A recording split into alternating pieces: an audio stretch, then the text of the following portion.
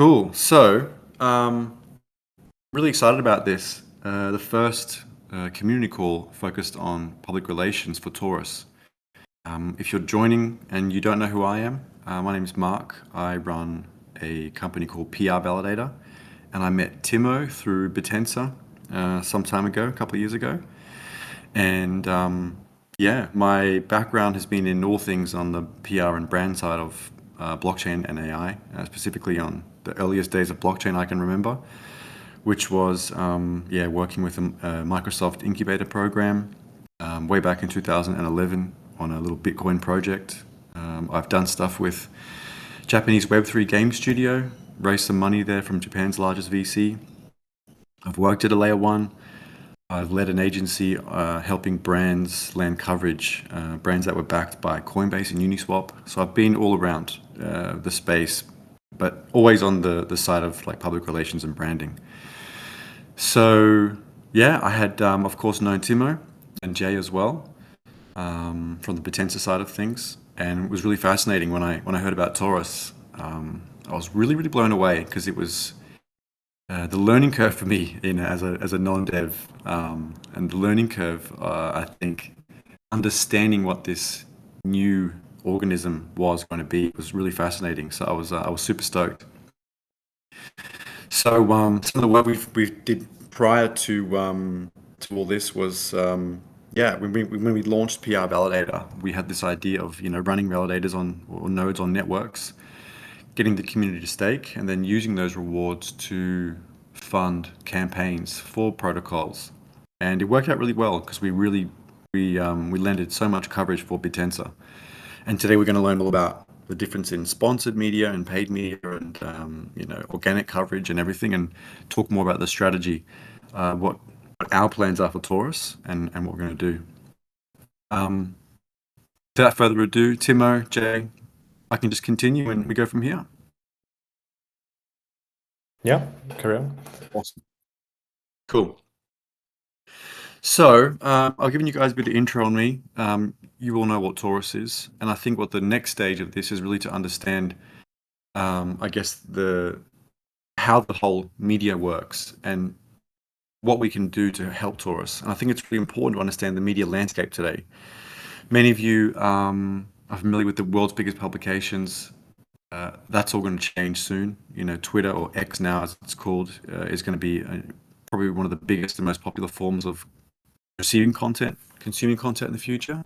But I think other massive publications will form. So I think things like The Intercept, who's led by Glenn Greenwald, you would know him. He broke the story with Edward Snowden back at The Guardian many years ago, and things like Pirate Wires. Those will become the new media. And those news stations those publications are getting very small now. So when you pitch to a journalist, that journalist has probably worked at many publications, but that journalist will speak to others. So it's crucial that when we pitch Taurus or anyone else that we work with, that we keep building those relationships. And that's the real goal of PR here. But if you want to understand the difference in organic and earned media versus paid media, which is what the majority of blockchain agencies do. And I feel it's great that I've come in really early with Taurus, because as soon as Taurus starts getting that sort of notoriety and popularity in retail, what happens to most protocols in blockchain is that they get swarmed by quote unquote Web3 agencies, and they'll offer you paid and sponsored media, which is basically they'll write a story, a very favorable story, or do a press release and pay publications tens of thousands of dollars. I don't think that is the worst thing, but it doesn't move the needle in the early stage.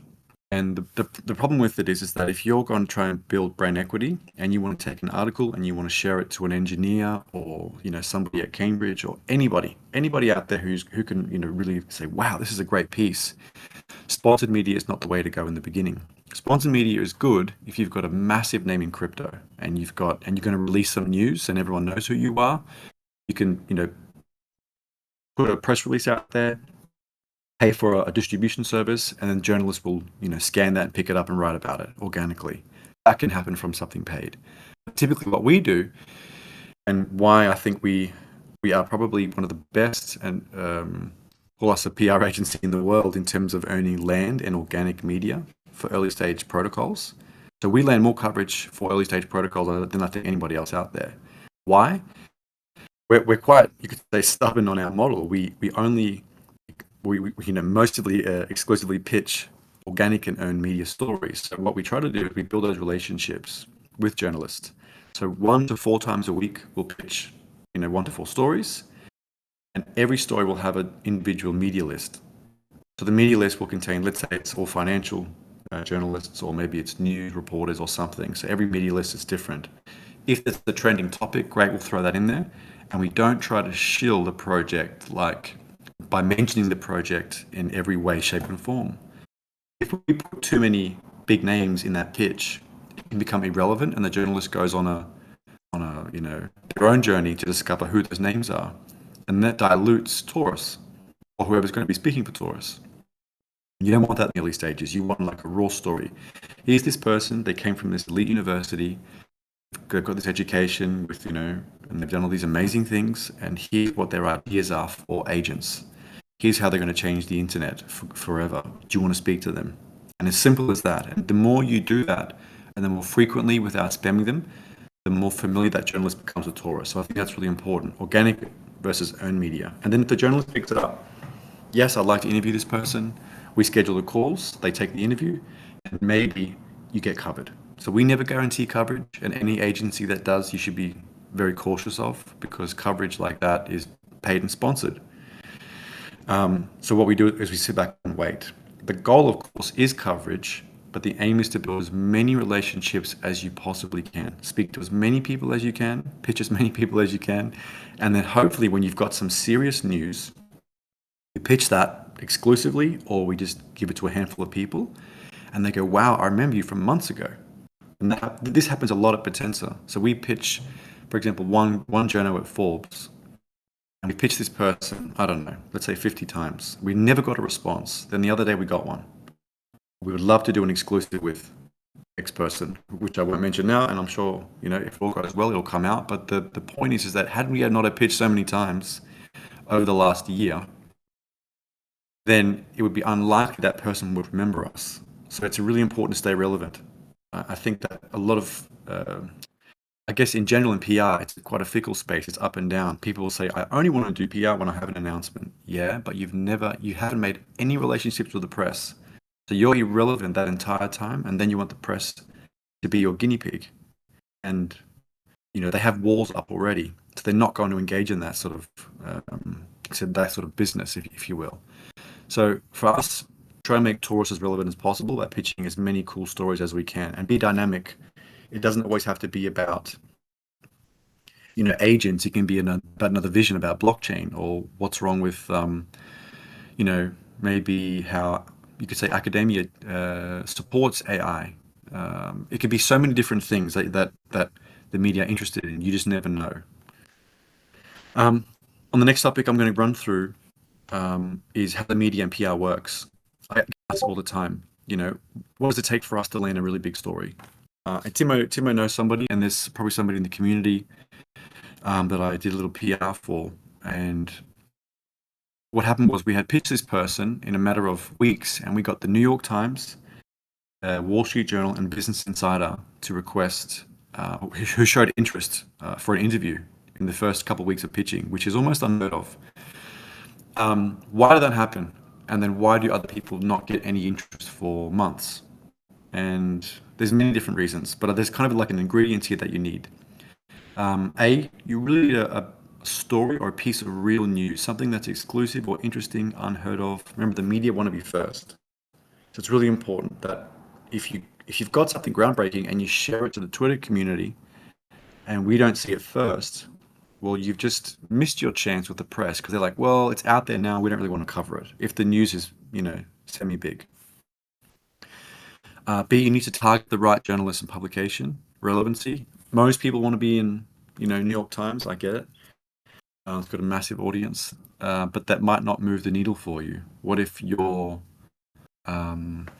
engineering crowd are anarchists? They all want, to read other publications, and they won't accept anything mainstream. Then it's not going to be that moves the needle, and thousands of people start building. It might be something else. So it's important to match that. you need to have perfect timing. This is this is super hard. The news cycle and the trends to landing press. One thing that community, if ever wants to get involved in what we do with PR, is just sharing stories with me, sharing pieces of news. We're pretty much on the mark, but we can't get every single thing. But right now, there's a big thing in America with the pro crypto, pro AI, you could say, administration, and Trump talks about wanting to build American-made crypto, for example, American-made AI, whatever. And if you're an American company that's doing something now, it's likely that you can get picked up by the press because of that relevancy. So if there's any relevancy out there, anything relevant out there about that they can match with what Torus is doing, who's on the team, what it does, with a trending story, then that's easier for us to pick up on that trend, because at the time, all the journalists will be writing about that and receiving pitches to write about it. So we can then throw in one of the team members to talk about a particular topic. And even if the story is about, let's say, pro crypto Trump administration, whatever, we can still try to get a comment in. So it could be this person from Torus. And that's really important, because the more comments you get, again, not featured stories, but just a quote, right, in a story, the more likely you are to get picked up the next time. Because again, no one wants to be the guinea pig. The journalists want to Google you and make sure that you've been covered before. That's mostly how tier one works. You want to make sure that you've been covered. Super important. D, you need to show up and take that opportunity that we give you. It's really important that if you say, yes, this pitch is approved, yes, we want to go out there. If you don't show up, and this does happen sometimes for good reason and for, I would say, not so good reasons, it's not just our relationship with the journalist that is tarnished. It's yours. It's anything future that you put it in front of Torus, or in front of the media with Torus, and that journo may go to another publication and be like, oh, they never showed up. And this does happen, and it's happened with huge publications, and I couldn't believe my eyes and ears when I heard why somebody wanted to pull out, but I can't change that. However, if you just take the call, even if you're really sick and you've got a migraine or whatever it is, and you just take it and get it over and done with and build a relationship, they'll appreciate it, and they'll remember you for next time. It's important on the call to build a relationship with the media as well. You're trying to build a friend here and someone that you can connect with. We have a pretty good relationship with many of the bigger ones who we've pitched to so many times for so many years. They don't guarantee coverage, none of them ever will, but we can still reach out to them. But often the stories need to be so spot on. The last thing you need to do, you need to wait for coverage. That's it. You just need to wait for coverage and keep pitching. That's kind of like the basic process and the rundown about how to make that move. On the next page, I want to talk about starting PR, how to sell, and the benefits. So it's really important for me that Taurus and the community think about what the commercial goal is. Most people, the elephant in the room is, price go up, green candles. Of course, everyone's happy. But the commercial goal is important because you need to see what is going to drive that. PR is just a giant funnel. You cannot make people, so to speak, buy or sell with good PR, depending on the news, but you can direct them to do something.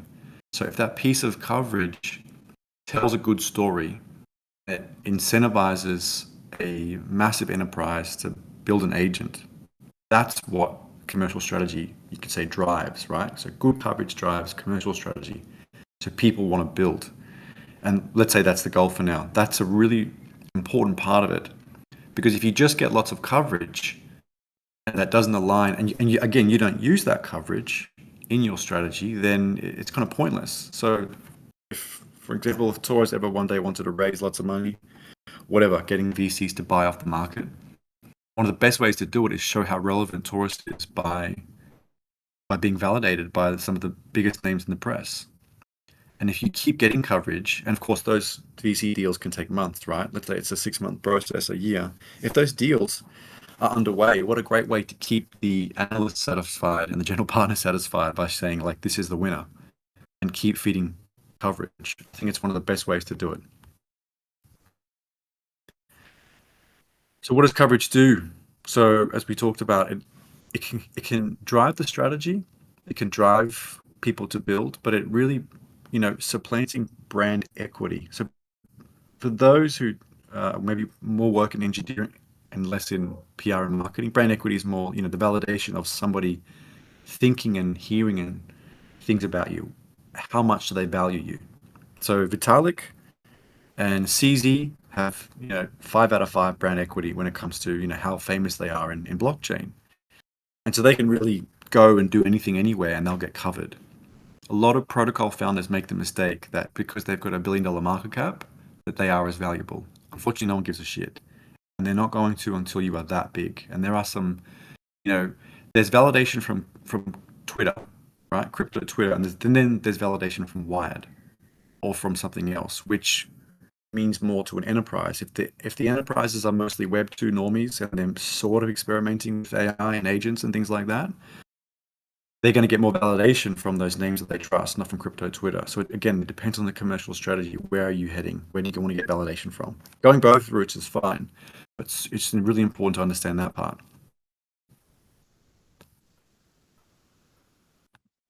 I think that one of the hardest things in the PR space is also how to sell. From what I've heard, when I've spoken to Timo and the rest of the team, Gosak, and we had this great call a couple of weeks ago when I was down south somewhere in Australia, and I was so super inspired because so much of the narrative that I had heard was so visionary, and while it was brilliant and it was complex, it was still quite easy to understand and palatable. And I think those are the things that we really have to focus on when we are pitching to the press, is selling the ideas, not just the technology. The idea about agents, the idea about what we plan to do by getting every agent under one roof. Like, how is this internet machine that acts like a like a brain or a body? How is it going to evolve in this crazy experiment? That's what's going to sell the media, because they're going to be super interested on things like this. If we, and this happens a lot with protocols and others that strictly want to talk about the technology because they don't want to undermine it, and you will miss out, because the media, the journalists, they're not devs. They're not qualified to cover these sorts of things. They're just there to convert that to retail, right? Which are typically more the laggards in the chasm when you're basically building a user base. Right now we have a lot of evangelists, right? Early adopters, evangelists. That's who mostly here. And as the product evolves and becomes more, you could say, retail, that's where the crowd comes from too. So yeah, selling ideas, not just technology. I think the biggest thing, and what I'm also really happy about, is the commitment to public relations. I know, like, the team here really wants to get out there and spread the word, which is really good. And I think there are a lot of protocols in the space that don't think that they need it at all, and they'll rely on crypto Twitter. Fine. It can work. I'm not saying things don't ever go viral outside of the mainstream press, but I have this line that I use, and I say that if you don't tell your story, someone else will. So at what chance? So we have a chance right now to tell as many stories as we can about Torus. Eventually somebody else will tell it, right, for us. And that's when all that organic media starts coming out. And that's a really good thing. If we're not out there pitching and positioning Torus as the leader in this particular space, then what we're really doing is we're leaving room for others to do a better job.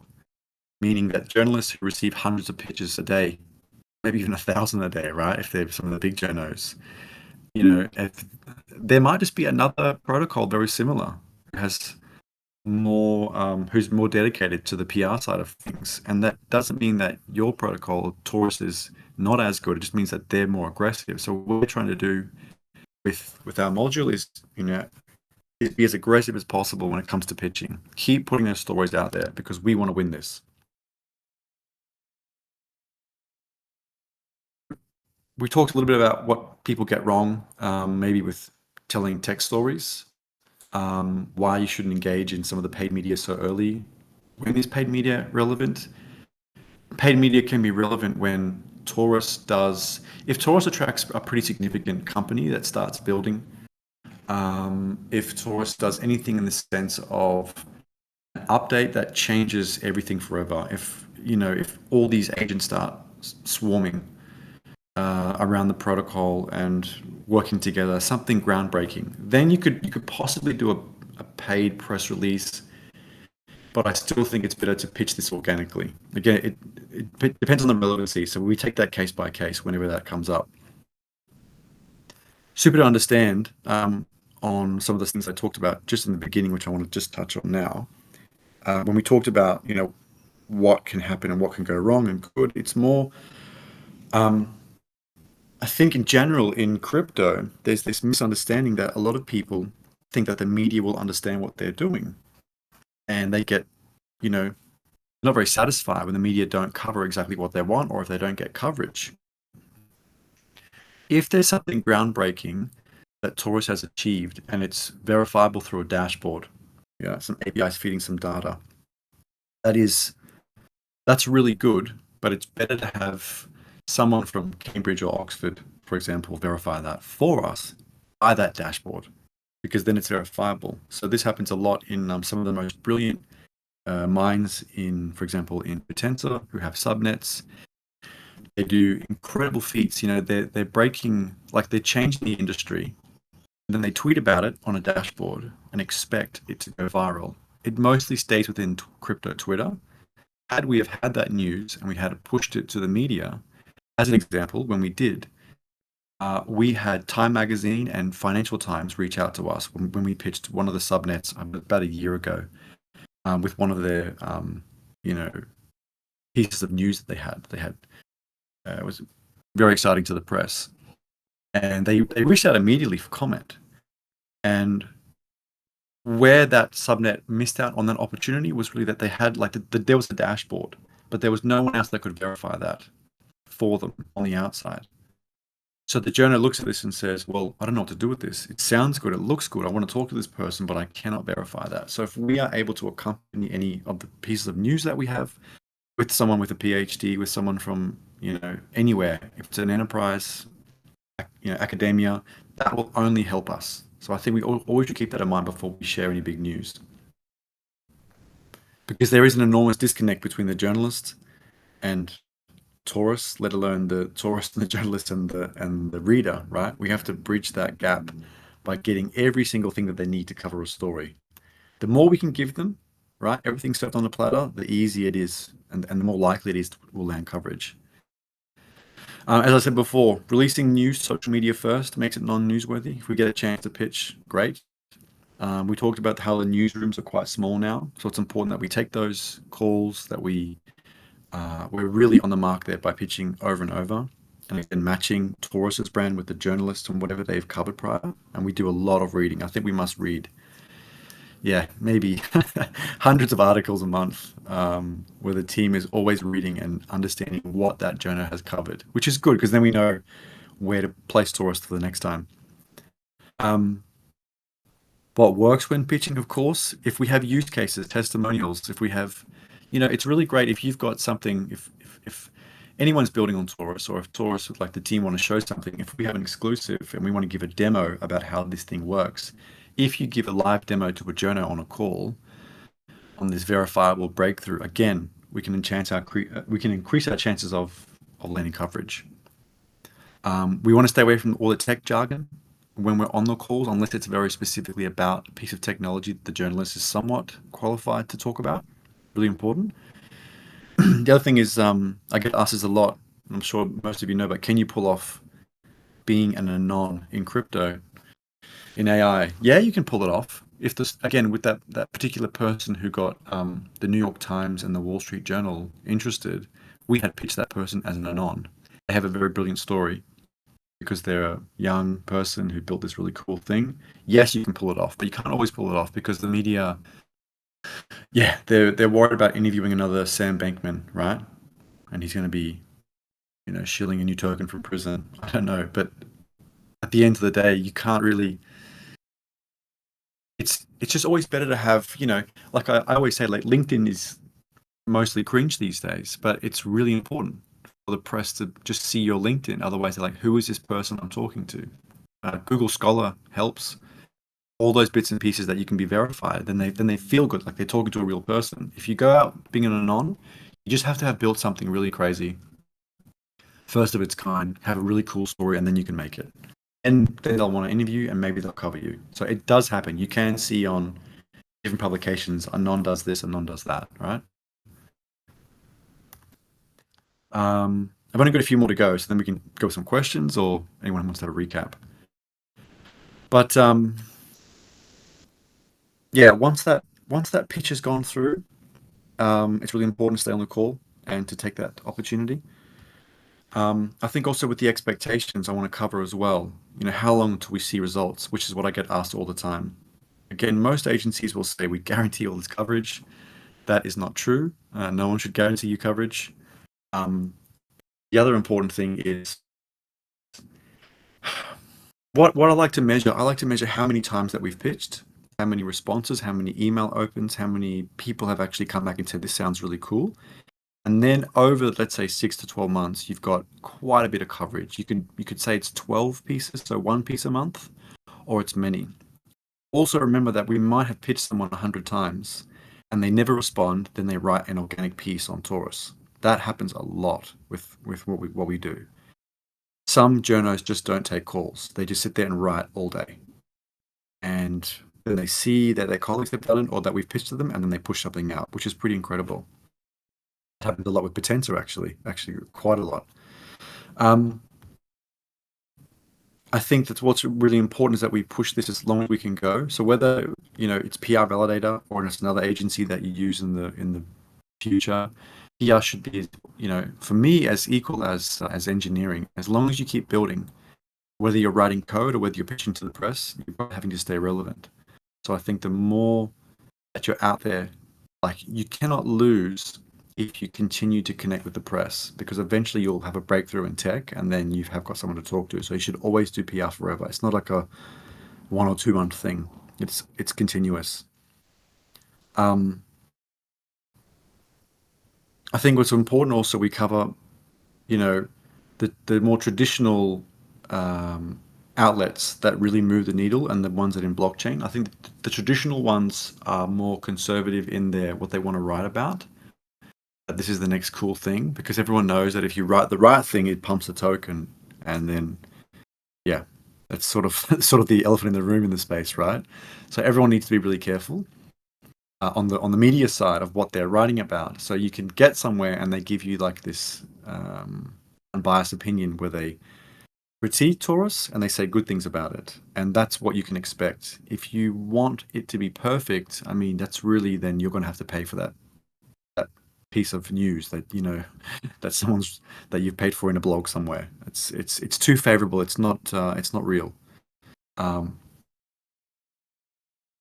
Expectations where we are trying to land something in the press where it is quite difficult to understand, again, for normies and that whole mainstream media, even crypto media.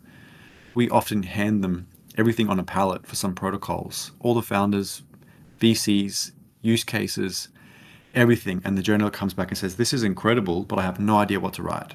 I'm so lost. And we're like, damn, back to the drawing board.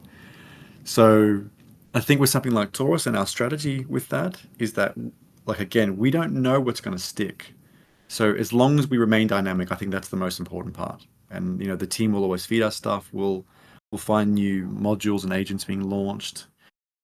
If anyone wants to DM me about what they're building, what their plans are and their backgrounds, as a part of Taurus doing public relations, we can of course include builders in our stuff. If I can verify you and you've got a cool story, I can include that in the pitch, like because of like what we do with other protocols who have subnets or whatever.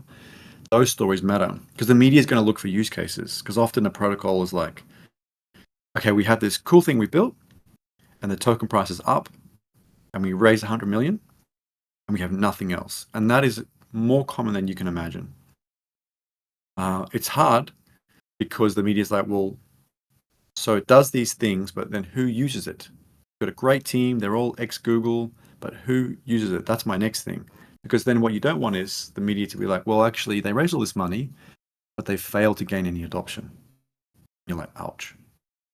So it's important that we, if we market it as an early stage protocol and things are moving and things, I think what's important is that just the story matters now more than what the technology is capable of.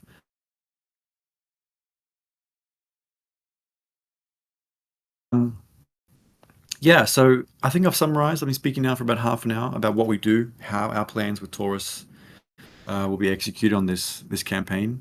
Um, our guarantees or our promises are that we just work extremely hard. We've got all our receipts. You can see PRValidator.com, and you can see some of the coverage that we've landed for quite a few people in most of the world's top publications. We have many relationships with them as well, and we're always looking for cool news stories to pitch to journos. I feel really confident that we can land press. We are preparing pitches right now and doing a bit more due diligence on where to land. We really want to hit it off. Just, we want that a sort of response where we can just nail that pitch where the media feels like they can cover this, and we don't want to scare them away with way too many technicalities, or that this is too futuristic. We want to say, like, this is relevant right now. All the big names are talking about this, people are building, but I think these guys have actually cracked it. You've got to talk to the team. And that's where we are. So appreciate you all joining. I also appreciate everyone allocating as well. And to Timo, Gossack, and Jay for being here. Guys, do we want to have a few minutes for questions? Then we can wrap it up. Sure, if anybody has any questions, please raise your hand and we will add you as a speaker. Storm, I want to thank you for this call. It was very enlightening. I didn't know how much work went into marketing and, getting all the coverage and stuff like that. And yeah, I think you're doing wonderful work with BitTensor. And let's hope Torus will be the next big thing in AI agents. And yeah, I guess sure. we'll Thank go. you. Yeah, thank you, Jay. I hope so too. There's a lot of work that goes into it. I'm happy to be here. Yep, you've done a great job really at BitTensor. Like, I've pretty much seen your progress there the whole time, and I've been impressed. So Thanks, Tim. I appreciate it. very much looking forward to working with you here. For sure. I appreciate it, guys. If anyone has any questions, you can ask now, or you can DM me anytime, or write in the general chat or whatever. Happy to answer anything.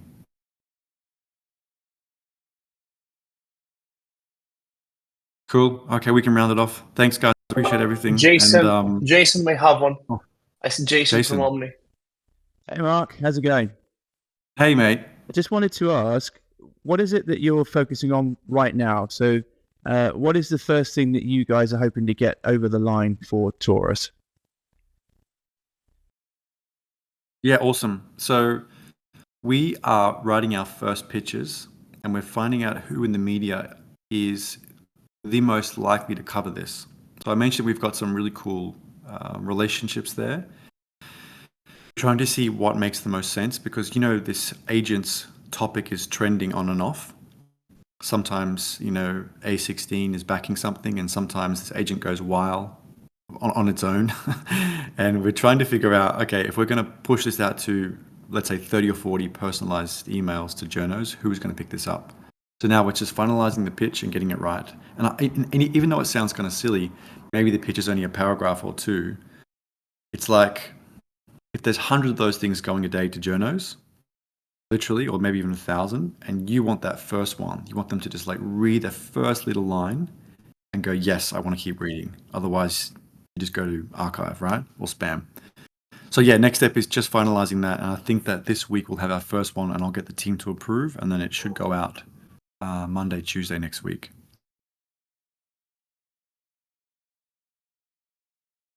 Awesome. Thanks, mate.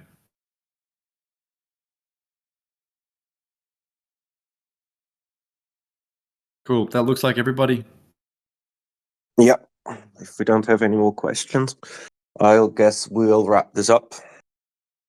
Wonderful. And thanks, Jim. Thank everyone for being here today. And let's try to get more people interested in the calls the next time. And yeah. Onwards, We'll do that. I guess. Yeah. Cheers. Thanks, guys. Take care. Omni Labs provide tutorials, podcasts, and AI crypto news for free. Please help us to keep helping you by weighting your stake to our agent. Thanks. See you next time.